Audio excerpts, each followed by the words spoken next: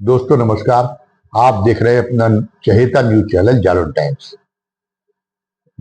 कुछ दिनों पहले उरई में, जो जालौन जिले का मुख्यालय है, वहां पर पुलिस कार्यालय में एसपी की मौजूदगी में भारतीय जनता पार्टी के कार्यकर्ताओं की बर्बरतापूर्ण पिटाई का एक दुर्भाग्यपूर्ण मामला सामने आया।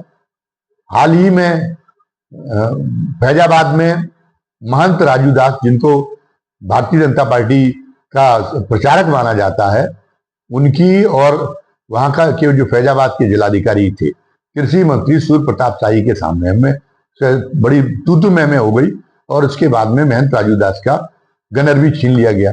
कई और जगह है जहां पे भारतीय जनता पार्टी के नेताओं और अधिकारियों के बीच में टकराव हुआ है और भारतीय जनता पार्टी के नेता अब इस बात की शिकायत कर रहे हैं कि जो लोकसभा चुनाव में हमें ये देखने पड़ी, प्रदेश के अंदर जो शर्मनाक स्थिति देखनी पड़ी, उसका मुख्य कारण है अधिकारी लोगों की अपेक्षाओं के अनुरूप काम नहीं करते, लोगों की समस्याओं का समाधान करने की कोशिश नहीं करते और हम लोग भी अगर कहने के लिए जाते तो हम लोगों को कोई मात नहीं देते। और ये बात शासन को अवगत कराई जा चुकी है, लेकिन कोई सुधार नहीं हो रहा है। तो दिल्ली ने, जो हमारे सूत्रों से जो खबर मिली, दिल्ली ने इन चीजों को बड़ी गंभीरता से लिया है और अब क्या मुख्यमंत्री जी को क्या निर्देशित किया जाता है, या मुख्यमंत्री जी के साथ में मुख्यमंत्री जी को इसके नतीजे में कैसी स्थितियों का सामना करना पड़ता, ये अब कुछ दिनों बाद देखने वाली बात होगी।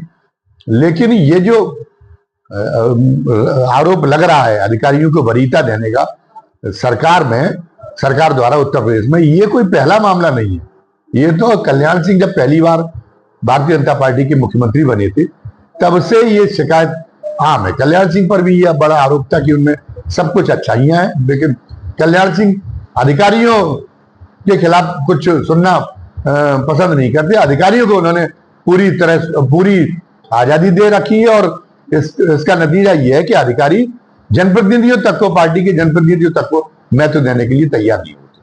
अब यहाँ पर जब कल्याण सिंह पे एक बार तो खुद भारतीय जनता पार्टी का पूर्ण बहुमत आ गया था, तो मुख्यमंत्री बने थे 1991 में, लेकिन वो सरकार, क्योंकि अयोध्या में विवादित झांकी ढाई जाने के बाद वो सरकार बर्खास्त कर दी गई थी, तो कुछ ही दिनों चल पाई थी।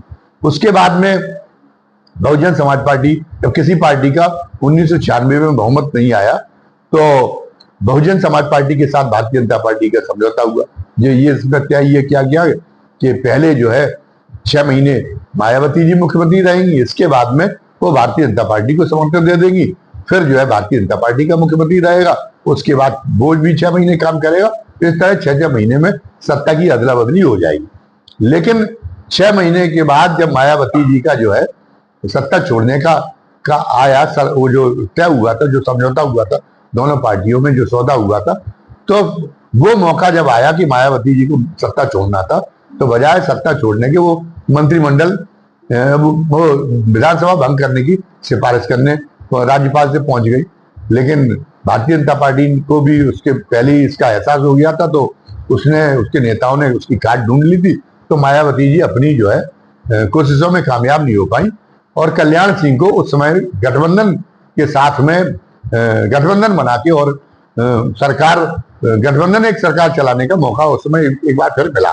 उसमें वो जो कांग्रेस के 22 विधायक तोड़ लिए गए थे और 22 विधायक को इस शर्त पर तोड़ा गया था कि जितने भी विधायक आ रहे कांग्रेस के, वो सारे के सारे मंत्री बनाए जाएंगे, जो कल्याण सिंह को रुचिकर नहीं लगा था। लेकिन उस समय प्रदेश अध्यक्ष के रूप में राजनाथ सिंह देख रहे थे, तो राजनाथ सिंह ने कहा कि परिस्थितियां ऐसी हैं, इतनी दमनकारी स्थिति बन सकती भारतीय जनता पार्टी के लिए कि उत्तर प्रदेश में समाप्त हो जाए, तो उत्तर प्रदेश में उसका अस्तित्व समाप्त हो जाए। इसलिए उन्होंने जोर डाला, तो फिर ये शर्त मान ली गई, जो नरेश अग्रवाल के नेतृत्व में जो 22 विधायक कांग्रेस के आए थे और कुछ अन्य विधायकों का सहयोग लेके बहरहाल वो सरकार कल्याण सिंह की बन गई।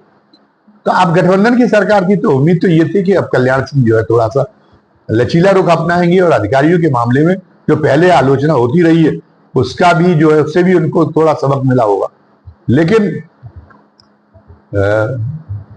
कल्याण सिंह जी का अपना एक स्टैंड था, उनमें बहुत सारी अच्छाई थी, लेकिन अधिकारियों के संदर्भ में जो उनकी नीति थी वो उसी नीति पर बरकरार रहे। अब उस समय उरई में तो हालत ये हो गई थी कि कल्याण सिंह मंत्रिमंडल के सबसे बड़े सदस्यों में थे यहाँ के बाबूराम जी दादा। तो बाबूराम जी दादा का कोई काम जो उस समय के डीएम थे अमित मोहन प्रसाद वो नहीं करते और बड़ा ईमानदारी का ढोंग भी करते थे अमित मोहन प्रसाद। तो बाबूराम जी ने कई बार मुख्यमंत्री को अवगत कराया कि मैं इतना कैबिनेट मंत्री होते हुए भी मेरा काम डीएम नहीं कर रहे और डीएम मेरी सुनने को तैयार नहीं है, तो मेरी क्या क्षेत्र में मेरी क्या इज्जत रह जाएगी। लेकिन फिर भी कल्याण सिंह ने ध्यान नहीं दिया और इन शिकायतों के बाद में अमित मोहन प्रसाद जो डीएम थे उनका जो है पारा और ज्यादा चढ़ गया और उन्होंने जो है और बाबूराम जी के कामों की अवहेलना शुरू कर दी और अंततोगत्ता होते होते स्थिति ये पहुंच गई कि जिले में एक सभागार में भारतीय जनता पार्टी का कार्यकर्ता सम्मेलन आयोजित किया गया जिसमें स्वयं राजनाथ सिंह प्रदेश अध्यक्ष की हैसियत से पधारे और वहां बाबूराम जी ये डीएम के रवैये की बात बताते हुए और सार्वजनिक रूप से रो पड़े। जब ये देखा तो राजनाथ सिंह जी बहुत गंभीर हुए और उन्होंने जाके कल्याण सिंह से कहा कि नहीं, कल्याण सिंह ने बहुत कहा कि नहीं वो डीएम ठीक है और ईमानदार है, लेकिन वो राजनाथ सिंह ने कहा कि नहीं वहां पार्टी का प्रतिष्ठा का प्रश्न है, पार्टी के अस्तित्व को देख के भी कुछ बातें की जाती है और अंततः अमित मोहन प्रसाद का तब तबादला हुआ। हालांकि अमित मोहन प्रसाद कितने ईमानदार थे ये तो बाद में प्रमाणित हुआ क्योंकि अधिकारियों में एक विशेषता होती है कि अगर कोई नेता अगर उनके ऊपर विश्वास कर ले तो वो ये प्रपंच रचाने में अपना ईमानदारी और अपनी उसको गुमराह करने में बहुत ही उनको वो हुनर बहुत अच्छा आता है। तो अमित मोहन प्रसाद के पास में भी हुनर था और कोई कल्याण सिंह का उनसे स्वार्थ नहीं था। कल्याण सिंह वास्तव में ये समझते थे, लेकिन वो जब अपर मुख्य सचिव स्वास्थ्य हुए तो इसी तरीके से वर्तमान मुख्यमंत्री को भी वो बहुत जो है विश्वास में लिए हुए थे योगी आदित्यनाथ जी को भी कि वो तो बहुत ही कुशल अधिकारी है, बहुत ही ईमानदारी है और नियमों के मुताबिक काम करते हैं। लेकिन वो जो काम कर रहे थे तो वो सब उनके किस्से जो गूंज रहे थे प्रदेश भर में वो बहुत ही अनियमितताओं के किस्से थे और किस जंग से भ्रष्टाचार कोरोना के टाइम पे हुआ था और उन पर भारतीय जनता पार्टी के जो नेता थे वो भी मुखर हो रहे थे और ये बातें सब प्रमाणित केंद्र तक भी पहुंचाई गई जिसमें ब्रजेश पाठक जो अब स्वास्थ्य मंत्री बने ये भी शामिल थे उन बातों को पहुंचाने में। तो अंततः केंद्र ने पहले तो योगी जी को इशारा किया कि वो अमित मोहन प्रसाद को का इलाज करें, लेकिन जब योगी जी तैयार नहीं दिए तो फिर उन मुद्दों को लेकर जो शिकायतें पहुंची थी केंद्र ने सीधे जांच शुरू करा दी। तब ये लगा कि तब योगी जी को पता चला कि नहीं जांचें बहुत प्रमाण सहित है और जांचों से अमित मोहन प्रसाद का तो भारी नुकसान होगा ही जांचों के परिणाम से, लेकिन साथ साथ में ये होगा कि हमारी भी बहुत किरकिरी होगी।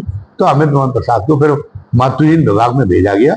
बाद में अमित मोहन प्रसाद ने वहां केंद्र में जो भी सेटिंग की हो उन जांचों का क्या हुआ, वो जांचें किस ठंडे बस्ते में चलेंगी ये पता नहीं है। लेकिन ये इस दृष्टांत का हमने उदाहरण दिया कि कल्याण सिंह के समय पे भी स्थिति ये थी कि वो भी इतना अंधविश्वास करते थे जो अधिकारी बाद में इतना बदनाम साबित हुआ। इसी तरीके से ये था कि एक मामला हाथरस का भी उसी दौर में एक सामने आया। हाथरस में एक भारतीय जनता पार्टी के पूर्व विधायक थे, तो वो पूर्व विधायक के किसी समर्थक के खिलाफ अनुसूचित जाति उत्पीड़न का मुकदमा कायम हुआ।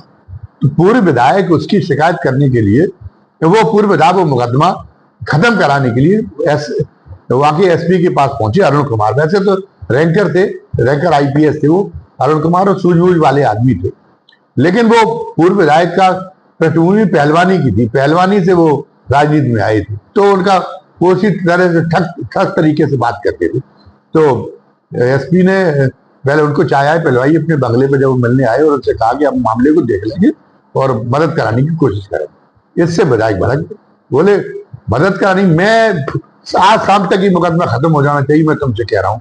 तो एसपी को भी बुरा लग गया। तो एसपी ने कहा कि नहीं इस तरीके से मुकदमा खत्म नहीं हुआ। तो विधायक ने कहा कि आप कल, पूर्व विधायक ने कहा कल आप अपने कार्यालय में नहीं घुस पाए।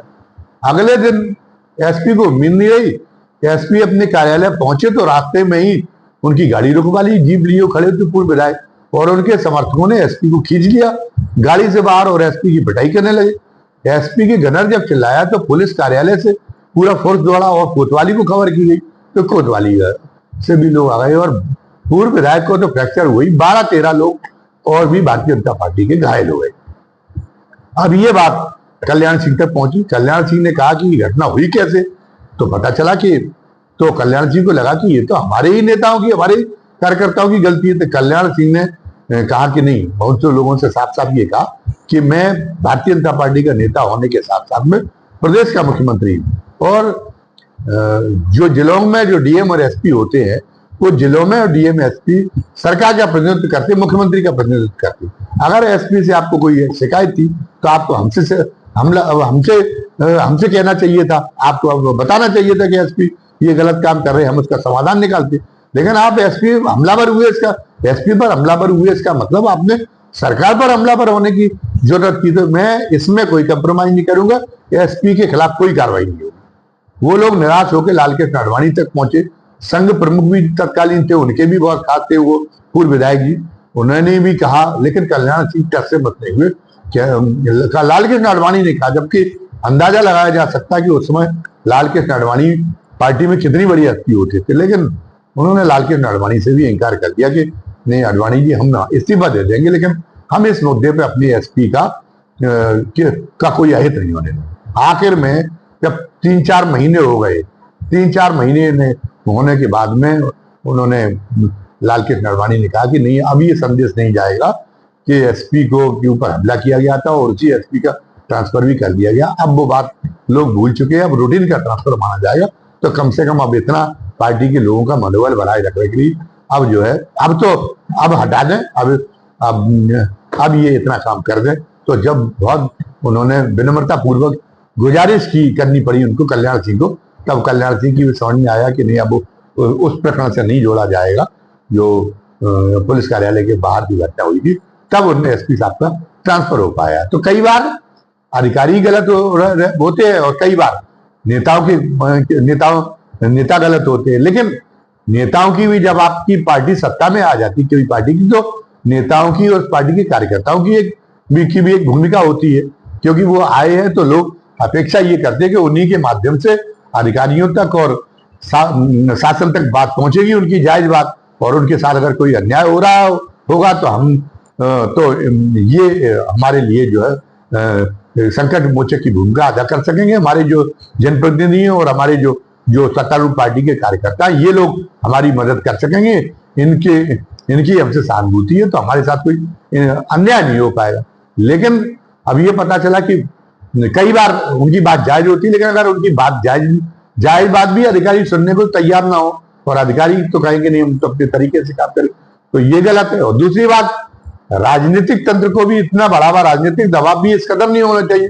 कोई मुख्यमंत्री ऐसा भी नहीं होना चाहिए जो इतनी अपने नेताओं की, अपने सहयोगियों, अपनी कार्यकर्ताओं की इतनी बात माने कि अधिकारी का कोई स्वतंत्र अस्तित्व नहीं बचा रह जाए। वो रूल ऑफ लॉ के मुताबिक काम करना चाहे तो रूल ऑफ लॉ का कोई मतलब ही नहीं रहने दिया जाए। तो दोनों के बीच में एक संतुलन की स्थिति कायम करने की जरूरत होती है, और उसमें मुख्यमंत्री की सूझबूझ पर निर्भर करता है। मुख्यमंत्री अगर स्वतंत्र रूप से अपने ऐसे चैनल विकसित कर ले जिससे नौकरशाही के बारे में, अपनी पार्टी के कार्यकर्ताओं के बारे में, नेताओं के बारे में उसको फीडबैक मिलता रहे हर जिले के, तो तो उसको अनुमान हो सकता है कभी कोई विवाद की स्थिति आई होगी कि इसके लिए जिम्मेदार कौन होगा। अगर उसको ऐसा फीडबैक मिलता कि नहीं, अधिकारी भ्रष्ट भी है और जो है गुस्ताख भी है, तो अधिकारी को मान लीजिए किसी दबाव में उसने कोई जिले की बागडोर सौंप भी दी, तो मुख्यमंत्री को हटा देना चाहिए। और उन्हें लगता है कि नहीं, हमारे जनप्रतिनिधियों से जो टकराव हुआ या कार्यकर्ताओं से टकराव हुआ वो इनके किसी स्वार्थ की वजह से हुआ, तो फिर जो है वो कार्यकर्ताओं को संदेश दे दे, और इस फीडबैक के माध्यम से पहले तो विवाद की नौबत ही नहीं आने दे। इस फीडबैक के माध्यम से दोनों कार्यकर्ताओं पे भी और दोनों पे समय रहते हुए, अधिकारियों पे समय रहते अंकुश लगाने का काम करे। एक तो कार्यकर्ताओं को हिदायत दे के आपको कामों का श्रेय दिलाया जाएगा, लेकिन आप खुद कोई गलत काम नहीं करेंगे। और मतलब अगर आप खुद गलत काम करेंगे तो पार्टी ही आपको दंडित कर देगी। और अधिकारियों को ये कहा जाए कि नहीं, आप जो है, क्योंकि वो उन्हीं की वजह से हम सत्ता में आते, कार्यकर्ताओं की वजह से, तो जो आप शासन के जो अच्छे काम कर रहे हैं, जो अच्छी कार्यशैली, उसका जो है आप उनको श्रेय दिलाने के लिए आप तत्पर रहे और उनकी जो जायज बात है उसको प्राथमिकता के साथ माने।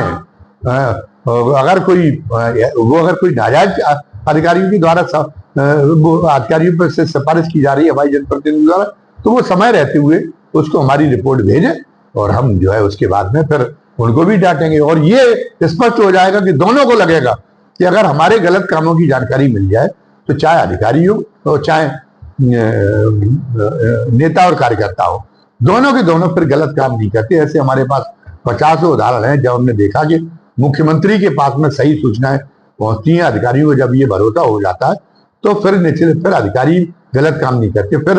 और यही असर पार्टी के कार्यकर्ताओं पे होता है। हमने देखा कि यहां तक कि अधिकारी अगर अच्छा है तो अधिकारी उसी भ्रष्ट पुलिस तंत्र से, जो पहले भ्रष्ट रहा हुआ होता, उसी भ्रष्ट तंत्र से ईमानदारी का काम करा लेता। हमने तो सूर्य कुमार शुक्ला का जालौन जिले में उदाहरण देखा। वो उसके पहले जो फोर्स था वो उस फोर्स पे बहुत आरोप थे भ्रष्टाचार के, लेकिन जब सूर्य कुमार शुक्ला एसएसपी बन के आए तो उन्होंने उस फोर्स को बदला भी नहीं।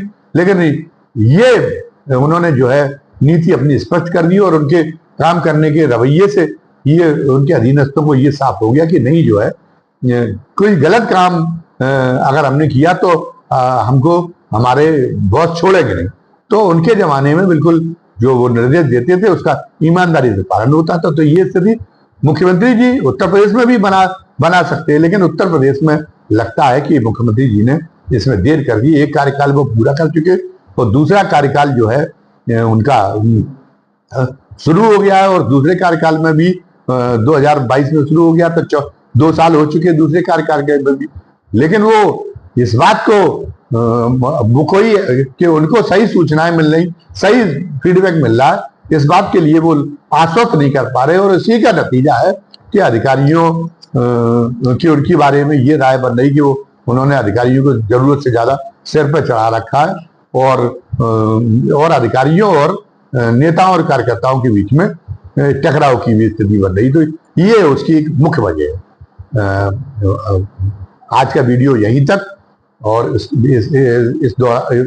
वीडियो खत्म करने के पहले आपसे वही एक निवेदन करना है कि जिन नए दर्शकों को आज का हमारा वीडियो रुचिकर लगा हो, वो नए दर्शक कृपया हमारे वीडियो को सब्सक्राइब करें, लाइक करें और बेल आइकॉन दबा दें, क्योंकि जब अगर हम ये रुचिकर लगा होगा तो वो चाहेंगे कि आगे भी जो वीडियो हम डालें वो उनको देखने को मिलते रहे। तो वो ये उसको जो घंटी के आकृति का बटन है, बेल आइकॉन है, उसको दबा दें, क्योंकि उसके दबाने से ये होता है कि जब जो भी हम नया वीडियो डालेंगे उसका नोटिफिकेशन तत्काल आप तक पहुंच जाया करेगा।